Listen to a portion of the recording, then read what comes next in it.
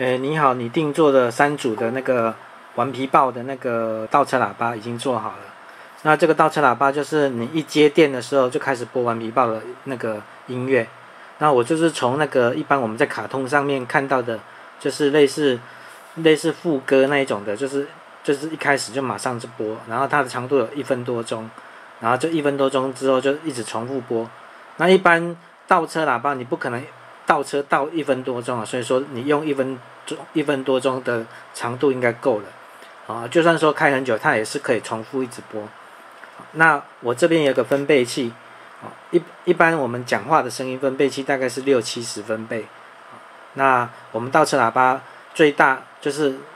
它整首音乐不可能都音量一样大啊，它最大可以到120几、125左右，那平均都是110几以上。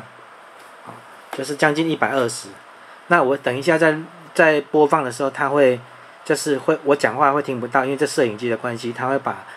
为了要把音量太大了嘛，那摄影机录的时候会伤害，就是它录影机自动会把音量变小，变小之后，我变成我讲话的声音会听不到，所以等一下我就不讲话。那这个线我留这个线就是让你接电的，就是通电红色接正。你电瓶就是12伏嘛，你倒车灯一般是接到倒车灯啊，倒车灯亮它就播，倒车灯关掉它就停掉。那红色的接正，记得要接正哦，不能接反哦。一般外面的电器红色都是接正，黑色的接负哦，红色接正，黑色接负，要记得啊，接反了会烧掉。然后现在我就开始接电上去。我是用变压器接当也是12伏当成是电瓶我等一下会用那个分贝器会去测量它的音量。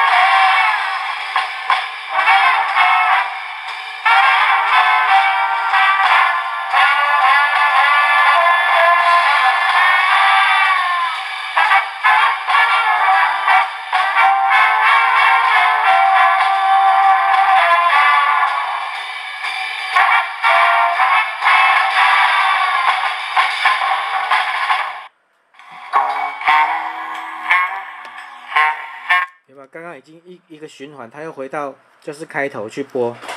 它就是会一直循环那现在你看这个分贝器，这灯光的关系，分贝器我们讲话，你看大概60-70，我现在讲话的声音在大概60-70好，那就这样子，我今天3组会一起寄出去。